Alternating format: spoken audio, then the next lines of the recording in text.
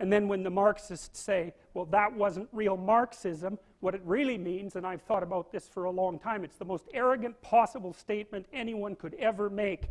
It means, if I would have been in Stalin's position, I would have ushered in the damn utopia instead of the genocidal massacres, because I understand the doctrine of Marxism and everything about me is good. It's like, well, think again, sunshine. You don't understand it. You don't understand it. And you're not that good.